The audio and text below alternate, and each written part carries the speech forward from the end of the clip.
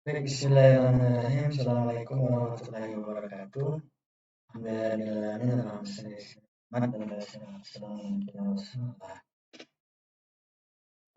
Pada kesempatan kali ini ya, untuk mata kuliah metode riset bisnis, eh, topik keempat ini masih melanjutkan dari topik sebelumnya tentang metode riset bisnis ya.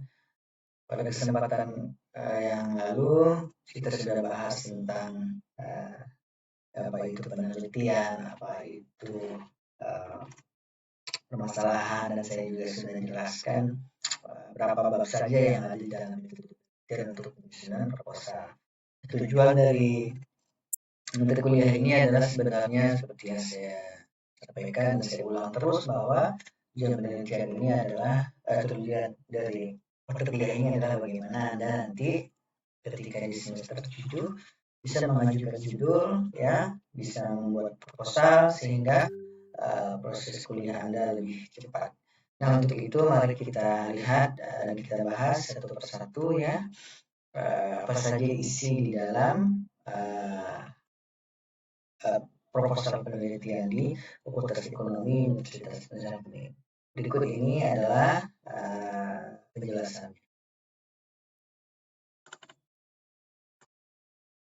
Nah, di whiteboard ini ya saya akan jelaskan dan kita akan gambarkan ya apa saja yang ada di bab proposal sehingga Anda bisa melewatinya dan bisa memahaminya dan apa yang harus Anda lakukan ya. Di proposal itu ada 3 bab ya. Bab 1,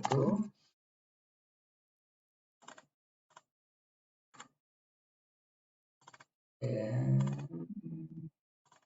Terus ada bab 2,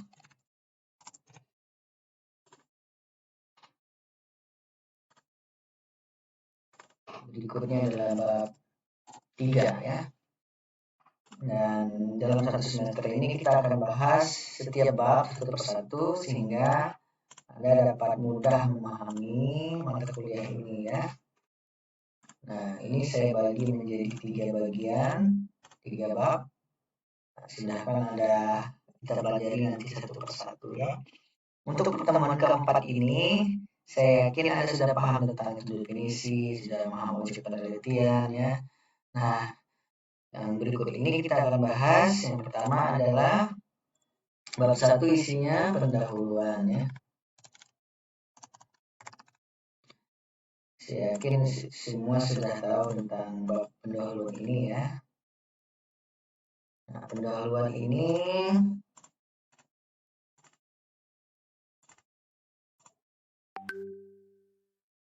ya, pendahuluan ini terdiri dari beberapa sub ya. Yang pertama adalah ada yang namanya latar belakang.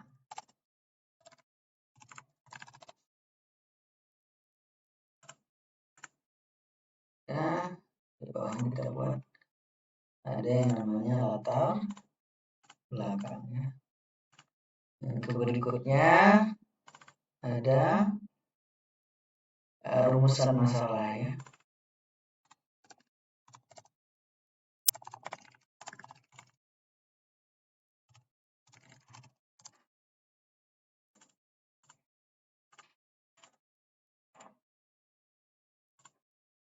Ya, untuk pertemuan kali ini kita hanya fokus kepada bab 1 ya. Nanti kalau ada kesempatan berikutnya kita akan lanjutkan ke bab berikutnya ya. Nah, seperti yang saya sampaikan ya di beberapa pertemuan sebelumnya bahwa di bagian bab 1 ini adalah bagian yang paling sulit ya. Kenapa? Karena di bab 1 ini siswa dituntut untuk harus memiliki objek ya. Objek apa adalah objek penelitian yang sesuai dengan judulnya.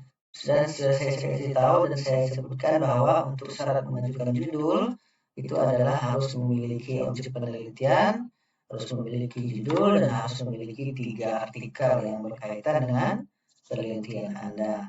Nah, di latar belakang apa saja sih yang harus dipenuhi, ya? Yang harus dipenuhi adalah yang pertama, di latar belakang yang harus dipenuhi adalah saya akan buat pertama adalah konsentrasi pemasaran, ya.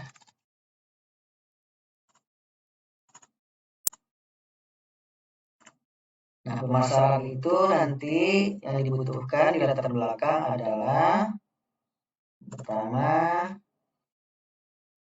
target dan realisasi penjualan, ya. Ini yang selalu menjadi bahan, ya, untuk untuk bagian pemasaran, ya.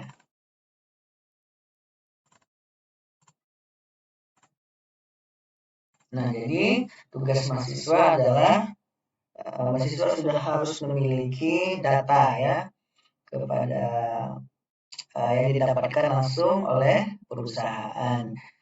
Dan jika Anda tidak mendapatkan data ini, maka Anda tidak bisa melanjutkan ke babak berikutnya. Jadi mohon harus ada lagi lakukan pendekatan yang baik agar perusahaan mau memberikan datanya kepada kita, ya, sehingga dapat memperlancar proses penyusunan proposal Anda. Untuk target dan realisasi ini diminta biasanya adalah sebanyak data 5 tahun, ya. Dimulai dari 2000, misalnya 2000 berapa namanya 2000 diminta ya 2017, 18, 19, 20, 21, ya. Dia harus memiliki data, ya. Ya, harus punya data 5 tahun, ya, yang didapatkan langsung dari perusahaan. Nah, ini sudah jadi aturan. Jika Anda tidak memiliki data 5 tahun, maka proposal Anda ditolak, ya. Sehingga Anda harus mengajukan judul yang baru, ya. Nah, beda juga yang ini biasa lazim, ya, untuk di pemasaran. Namun data lain bisa juga digunakan untuk yaitu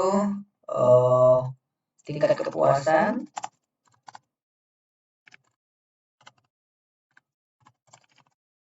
jika jika perusahaan tersebut memiliki laporan kepuasan, Anda bisa gunakan ini, ya. Ini bisa menggunakan tingkat kepuasan selama 5 tahun juga, ya. Ya, jadi itu bisa menjadi bahan untuk Anda menyusun proposal. Begitu juga dengan SDM. Ya, SDM juga melakukan hal yang sama. Dia harus memiliki data, ya. Dia harus memiliki data. Data apa saja yang dibutuhkan oleh SDM? Pertama adalah data kinerja pegawai.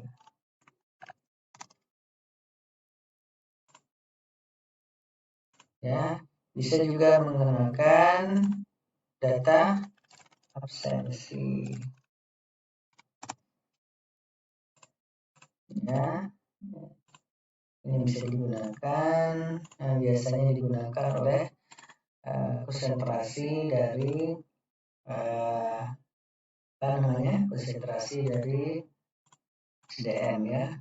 Bisa menggunakan data-data ini. Sama juga, ya, dibuat sebanyak 5 tahun datanya, ya. Datanya 5 tahun. Dan begitu juga dengan pemasaran, keuangan, ya.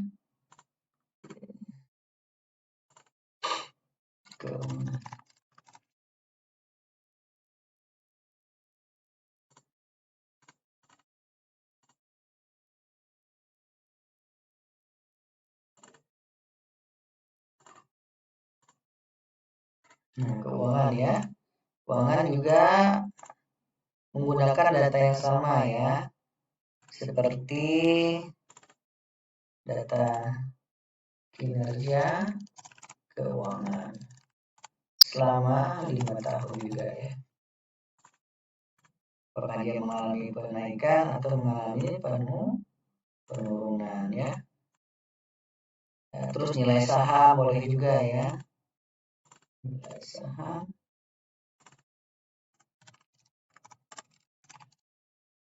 Nilai saham ini bisa juga digunakan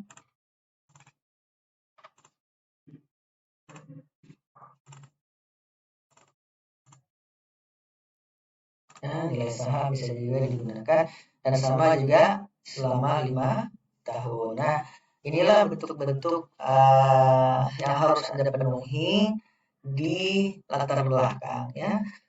Dan ini harus Anda tampilkan ya dalam bentuk tabel. Seperti ini tabelnya ya. Nanti di sini ada tahun ya. Terus tingkat pencapaian, terus persentase. Untuk lebih jelasnya nanti bisa dilihat di proposal kakak-kakaknya bagaimana menyusun dari rumusan masalah. Nah, setelah Anda menemukan ini, maka Anda tulis ya di deskripsi terjadi kesenjangan ya. Kesenjangannya jadi perbedaan antara harapan dan keinginan. Nah, kesimpulan dari mata kuliah ini adalah bahwa di bab 1 harus memunculkan namanya masalah ya. Masalah ini sebenarnya kalau disederhanakan seperti gambar ini ya. Ini adalah tahap capaian ya.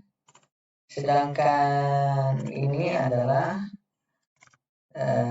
realisasinya, sedangkan targetnya di sini ya. Sedangkan target yang diharapkan oleh perusahaan adalah segini ya. Tapi realisasinya yang berhasil dicapai hanya segini. Maka terjadilah masalah ya. Masalahnya muncul di sini. Nah, masalahnya muncul di sini ya. Jadi ini namanya yang disebut dengan gap ya. Gap penelitian. Nah, ini namanya gap penelitian. Jadi ada perbedaan antara ya relasi dengan target ya. Nah, ini yang Anda harus jelaskan ya di proposal Anda. Jadi muncullah permasalahan di situ ya. Targetnya adalah 100 unit, cuma realisasinya adalah 50 unit. Maka ini menjadi masalah bagi perusahaan ya. Kenapa bisa menjadi seperti itu? Nah, Anda selaku peneliti akan memberikan saran kepada perusahaan untuk menyelesaikan kenapa penyebab tidak tercapainya target kinerja SDM, kinerja pemasaran, kinerja keuangan. Nah, disebabkan oleh menggunakan faktor-faktor atau variabel-variabel yang sudah Anda pilih di dalam penelitian Anda. Paham ya? Jadi ini inti dari pertemuan kita bahwa begitulah cara untuk menemukan gap penelitian. Atau bisa diganti harapan dan kenyataan ya. Jadi harapannya adalah target, tapi kenyataannya adalah realisasi. Nah, itulah yang menjadi masalah dan itu yang menjadi pertanyaan dari perusahaan ya. Mungkin ada kurangnya ada di produknya, mungkin ada kurang dari harganya, atau dari bentuk basinya kurang, atau dari sahamnya rendah ya, macam-macamnya. Nah, Anda yang akan menemukan jawaban dari permasalahan yang ada di perusahaan tersebut melalui penelitian Anda ya. Nah, jika sudah memahami ini, sudah ditulis dalam latar belakang, maka tahapan berikutnya adalah Anda buat yang namanya rumusan masalah ya. Nah, rumusan masalah ini ya rumusan masalah ini datang dari sini tadi ya. Ini ya, latar belakang. Rumusan masalah ya, jadilah rumusan masalah. Rumusan masalah ini adalah permasalahan yang kita angkat ya. Apakah ini bisa menemukan jawaban dari penelitian yang Anda lakukan atau sudah lakukan. Pertama, misalnya kalau kita menggunakan variabel ya, apakah produk ya berpengaruh terhadap keputusan pembelian ya. Ini contoh 1 ya. 2 ya, apakah harga berpengaruh terhadap keputusan pembelian ya. Terus nomor 3, apakah ini contohnya 3 variabel saja, apakah produk dan harga berpengaruh bersama-sama terhadap keputusan pembelian ya. Jadi seperti itu ya untuk merumuskan masalah ya. Nah, nanti Anda bisa tulis ya sesuai dengan permasalahan yang Anda angkat ya. Mana kira-kira yang Anda akan jadikan sebagai masalah ya. Ya. Jadi itu ya. Jadi tugasnya kepada mahasiswa diharapkan untuk membuat ya, apa yang dibuat adalah rumusan masalah ya. Mohon pada pertemuan berikutnya nanti atau di pertemuan keempat ini ya, mohon kepada mahasiswa untuk membuat rumusan masalah. Lalu nanti masalah itu diupload ke dalam di komen ya, atau diupload ke dalam yang saya sediakan nanti ya, upload rumusan masalah. Nanti pada pertemuan berikutnya kita bahas ya kira-kira yang Anda buat benar atau tidak untuk merumuskan masalah penelitian Anda ya. Mungkin itu saja untuk pertemuan kita pada video kali ini ya, untuk pertemuan keempat. Mohon dikerjakan ya nanti tugasnya. Dan saya akhiri, terima kasih atas perhatian dan telah menonton hingga selesai. Dan saya akhiri, wabillahi taufiq wal hidayah. Wassalamualaikum warahmatullahi wabarakatuh.